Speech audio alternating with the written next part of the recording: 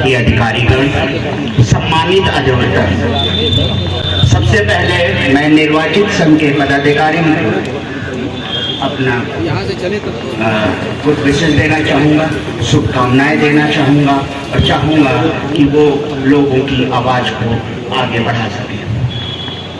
मैं जब भी अधिवक्ताओं के बीच आता हूँ तो बहुत आह्लादित महसूस करता हूँ, क्योंकि मैं हमेशा से मानता हूँ कि वो एक सामाजिक योद्धा है।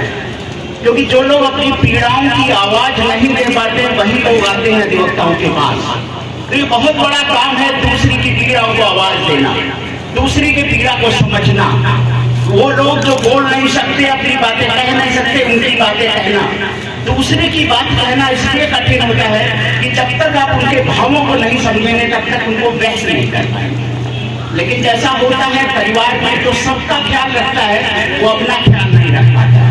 तो इसीलिए सबकी पीड़ाओं को आवाज देने के बाद भी बहुत बार अधिवक्ता अपनी पीड़ा नहीं व्यक्त कर पाते हैं। उन्हीं पीड़ाओं को व्यक्त करने के लिए बार संघ का मुझे लगता है चुनाव होता है। इसलिए यदि अधिवक्तागण सम्माननीय है तो निश्चित रूप से उनकी आवाज देने वाले, उनकी पीड़ाओं को समझने वाले बार संघ बहुत अधिक सम्मानित है और बहुत बड़ा कार्य करते हैं। और मुझे उम्मीद है कि ये लोग निश्चित रूप से आपकी कसौटी पे खड़े उतरेंगे, आपकी भावनाओं पे सही उतरेंगे और अपनी पीड़ाओं को आवाज दे सकेंगे।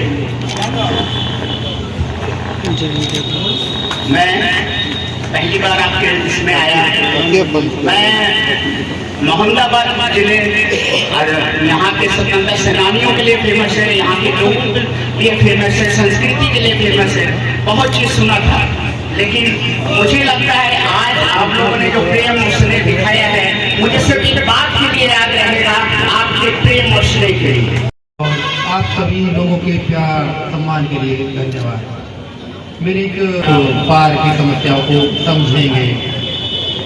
आपको बता दूं कि मैं 12 साल आप लोगों के साथ रहा हूँ, तो ये समझ लीजिए आप कि मैं समझता हूँ, समझेंगे नहीं, मैं समझता हूँ। वो संघर्ष, वो धैर्य, वो प्रयत्न आप लोगों का जानता हूँ। वो प्रयास मैंने भी किया है आपके साथ मिल करके बात का युग काम करने का।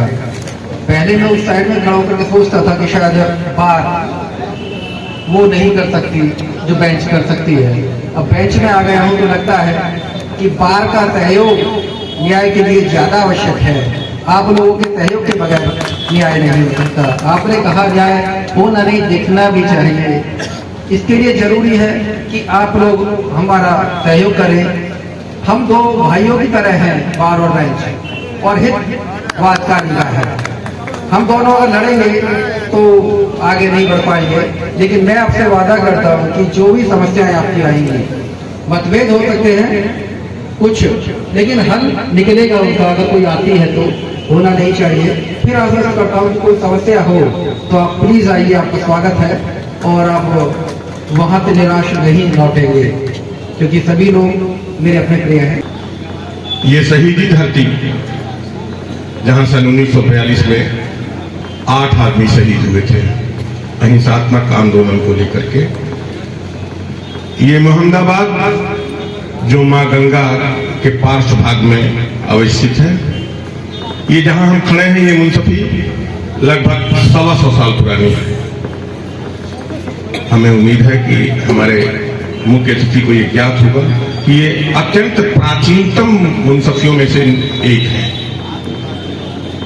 ऐसी धरती पर हम आप मुख्य अतिथि और विशिष्ट अतिथि का स्वागत, अभिनंदन और वंदन करते हुए अपार हर्ष महसूस करते हैं।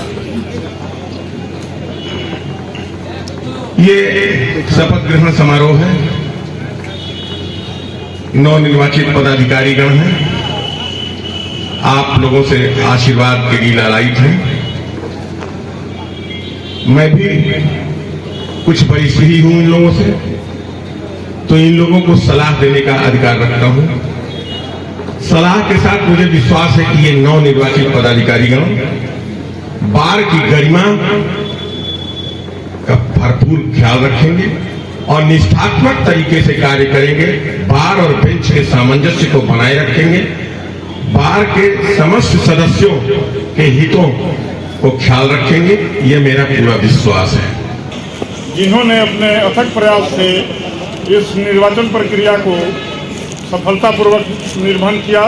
माननीय सच्चिदानंद राय जी, समस्त हमारे अधिवक्ता भाइयों तथा पत्रकार महोदय जिन्होंने धीरे से आकर के इस कार्यक्रम में भाग लिया, मैं प्रदीप कुशवाहा जी का, आपका भी मैं धन्यवाद ज्ञापित करता हूं कि अपने संबंधियों के साथ आकर के आप इस कड़कड़ी जाड़े में सुबह 5 बजे चल करके यहाँ हमारे समय से कार्यक्रम में उपस्थित हुए, इसके लिए मैं आपका भी बहुत आभार व्यक्त करता हूँ तथा धन्यवाद ज्ञापन करता हूँ कि आपने इस कार्यक्रम में चार्ज लगाया।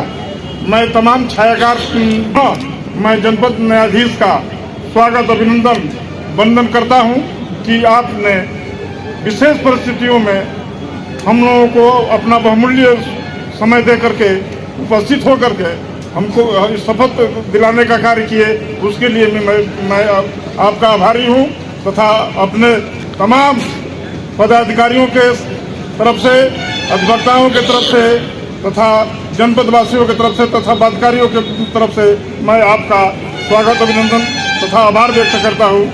को भी कम से कम नई बिल्डिंग के साथ बैठने के लिए आपके कार्यकाल में यदि अवसर हम लोगों को मिल जाए, बार बिल्डिंग बना करके या अधिवक्ता कक्ष के रूप में हो जाए, तो निश्चित तौर पर हम भी अपने को कहेंगे कि चीन से ये हमारी समस्या नहीं है। क्लाइंट आते हैं तो कहते पूछते हैं कि वकील साहब कि करकटवा है, आप लोग अपने डले हैं या कि ये अदालत की व्यवस्था है, कहना पड़ता है। कुछ तो झूठ बोलते हैं, कुछ कहना पड़ता है, कुछ हम किए हैं, कुछ अदालती व्यवस्था है।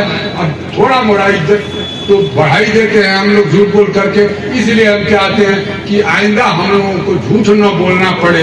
निश्चित तौर पर यदि अधिवक्ता कक्ष का निर्माण हो जाए और दोनों का साथ अगर आप उद्घाटन करने आए तो यह मेरी चाहत है, यह मेरी मांग नहीं है। इसके लिए आपसे निवेदन करेंगे कि इस जन का आप आशीर्वाद दें। धन्यवाद। कि ये फाइनल हो जाए कि ये झूठ बोलता है। काफी राय बात लिए लोग, दोनों लोग गए, तय ये हुआ कि कबूतर को कोट की पॉकेट में रखना और अपना उसका जो गला है मुट्ठी में रखना, पूछना उससे कि कबूतर मरा है कि जिंदा है। अगर कहेगा कि मरा है तो निकाल के उड़ा देना, कहेगा कि जिंदा है तो उसी में दबा देना, मर जाएगा, इसकी तो बेइज्जती हो जाएगी। तो दोनों तरह से किसी न किसी तरह से इस ज्योतिषी को झूठा साबित करना है। वहां गए लोग, ज्योतिषी से पूछा कि इसमें एक कबूतर पड़ा हुआ है, तुमको बताना है कि मरा है कि जिंदा है। उसने कहा कबूतर की जिंदगी तुम्हारे हाथ में है, न मरा है न जिंदा है, मैं नहीं कह रहा हूं। मैं ये कह रहा हूं कि कबूतर की जिंदगी तुम्हारे हाथ में है।